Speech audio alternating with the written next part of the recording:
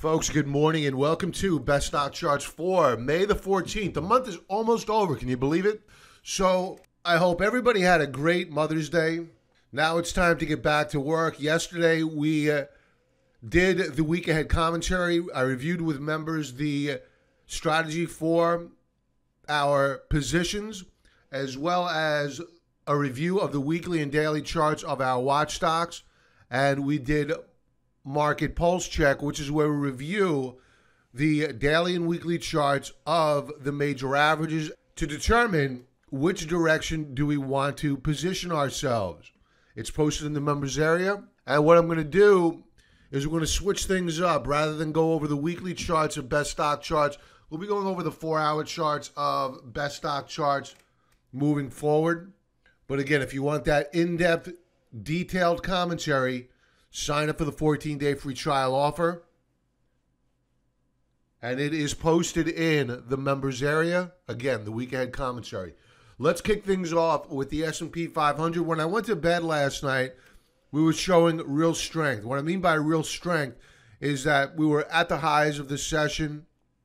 Now that it is at current 4:56 in the a.m. Eastern Standard Time, we are threatening to close down below the lower band of the rising uptrend channel. The question is why? I'm going to answer that question in a moment. But beware, we are seeing some pressure on the S&P 500 despite the fact that we are up. We're seeing some technical pressure on the S&P 500. Again, these are only 4-hour charts. Now, what could happen here is that we get a pullback and a retest of this prior resistance level. It should now act as support. If that fails, Houston, we have a problem. The Dow Jones Industrial Average, very same deal here. Throw a line up. All right, so we were at the highs of the session when I went to sleep last night. Now we have broken down a bit. We're still up on the session, about 87 points. Watch for a pullback and a retest of 24.8 and at worst 24.648. The NASDAQ Composite holding up a bit better. Here is our support level and we're holding it. We are pressuring it, but we are holding it. RSI holding support. Now, what's causing the pressure on the stock market? Look no further than the bond market. We are seeing pressure on bonds, forcing yields higher this morning. Here's the 10-year. Same deal here. So here's the problem, is that we broke out.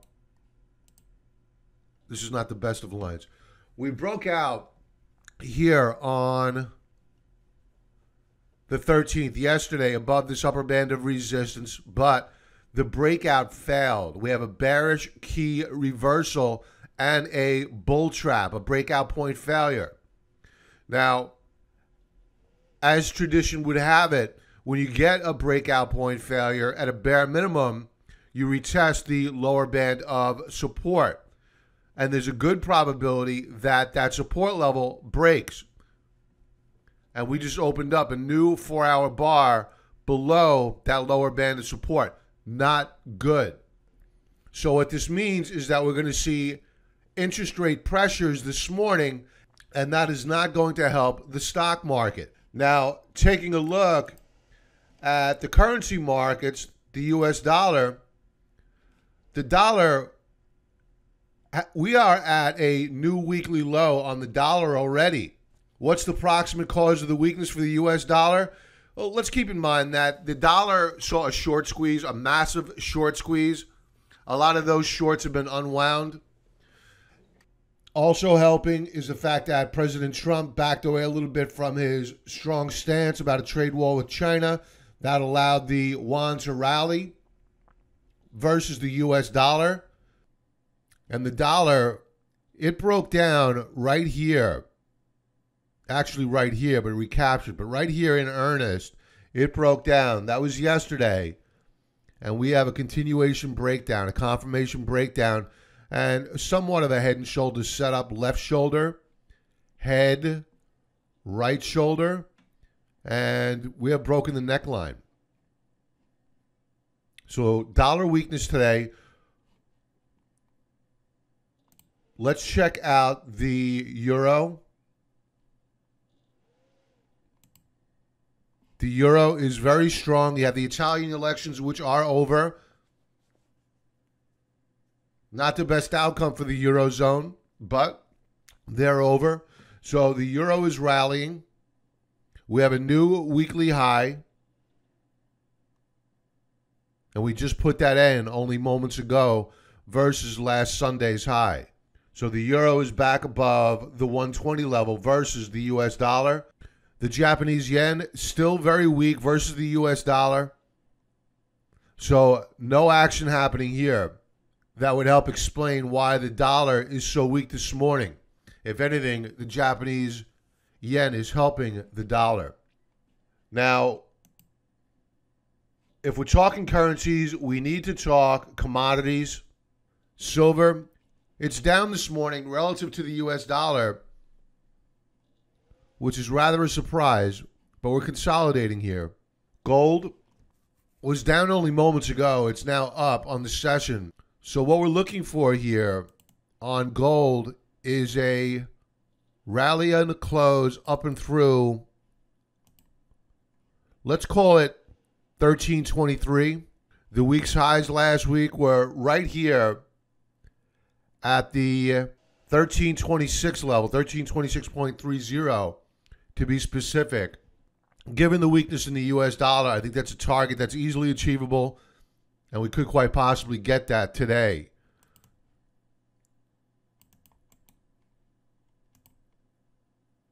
And here is our triangle formation. We're holding support. We're looking for a breakout here on gold. I think we're going to get it. Let's talk about our best stock charts for the coming week. I've already gone over on the week ahead commentary. It's posted in the members area.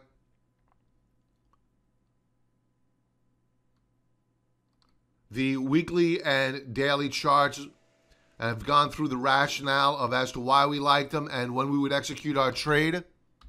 Align Technologies, we're breaking out of a strong base. Remember, these are only 4-hour charts. You really need to get a feel for the price action of the symbol by viewing the daily and weekly charts. So Align, we're putting in higher lows, higher highs. We're a bit overbought on RSI, so fair warning there.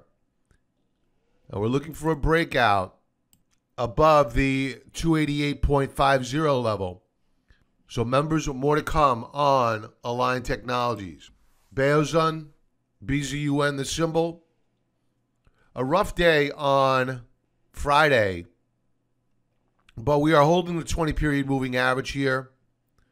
So here is our line in the sand. We want to hold this support level. Here is our resistance level at, let's call it 49.37. So right now we're consolidating. Not much to do here, but we are seeing higher lows, higher highs on BZUN. Again, members, I review all of these charts, best stock charts, on the week ahead commentary, so go check that out, please. EDC. We booked profits in EDC, which is the Emerging Markets Bull ETF. It's a leveraged ETF, so not for the faint of heart. I still like the setup here. I especially like it with the dollar week. So we may be back involved if the markets give us an opportunity to buy EDC back at a, notice how I'm not saying at a lower price. That doesn't matter. What matters is the setup, the risk to reward entry point. So with the dollar week, we like emerging markets. The reason why we bought it last week, I guess I'll do a post-trade review on this to go over why we bought it. And the reason why we bought it is that, yes, it was oversold on price, but also the chart of the US dollar, while it was showing signs, let's go to a daily chart of the dollar bull ETF. Let's go to a daily chart. While it was pressing higher, new daily highs. We were closing at the lows of the day. That is weak price action or hollow-filled candlesticks. And what we did is we got long of EDC and we enjoyed the rally higher. The shares pulled back a bit on Friday, and we will be looking for a re-entry point on the EDC. Back to the 4-hour chart and back to best stock charts. Cure. Now, Cure is more of a recovery play. Remember, it was only a couple of weeks ago that I discussed on best stock charts that the XLV was weak and it should be avoided. The XLV being the healthcare ETF. Now, Cure is a leveraged ETF. Last week, we saw a beautiful bullish key reversal on a weekly chart. Members, go to the weekend commentary. I review it there. I think that we will probably move higher this week, given last week's price action. Here's our line in the sand, our resistance level, and we closed right at it on Friday. And here's our lower band of support. So a tight trading range. It consolidated. Expect a breakout here on Cure, fairly short term. But I like this as a longer term play. I like the setup. So members, more to come on CURE. We'll review these tonight as well on Market Wrap. TAL, the next symbol, TAL Education. So here's our trading range. Not the neatest of lines here, I admit. All right, so our lower band of support, upper band of resistance. We broke out here on the 7th. A nice move higher. We've now pulled back. We're a bit overbought, as noted by RSI. Note how we went over 80. We now have a lower high. Look for a base to form, maybe a double bottom setup on RSI. Watch for a setup above the 50 level. That's critical. And then we'll look for a good entry point as we begin to consolidate within a range on TAL. So we like TAL as a long. Members, more to come here. Toronto Dominion Bank. Another one where we had a nice consolidation. Right here, you saw a higher low get put in. That was your signal by the market that something new was happening here. We were in a downtrend. All of that came to an abrupt end right here on this breakout. Actually, this is the breakout here. We pulled back, retested the breakout point, flashed a bullish key reversal, went into a consolidation, drifted lightly around, and then here was the Pimp Mac Daddy breakout right here on the 26th of April, and here we are today. So we're drifting higher here on Toronto Dominion, AB, Alliance Bernstein. I've spoken about AB several times on either best stock charts or Market Wrap or stock charts today, and we were looking for a breakout on a weekly basis. We got that breakout. Members have discussed it on the week ahead commentary. Now we are looking for a breakout on a daily basis, and that will give us the all clear for a new trade to open up here. So here's our lower band of support, upper band of resistance. We flashed a bullish key reversal on this 4-hour bar on Friday, so a good close. RSI. We have broken out on RSI, so we have an indicator, as noted here, leading price performance. So if the markets hold up, I am fairly optimistic about the banks and their ability to rally.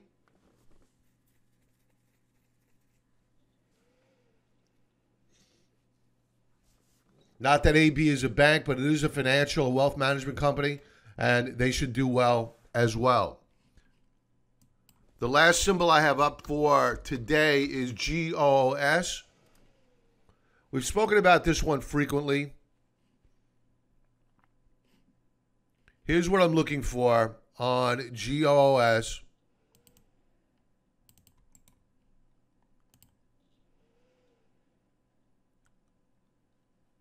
And to be clear, I like it as a long.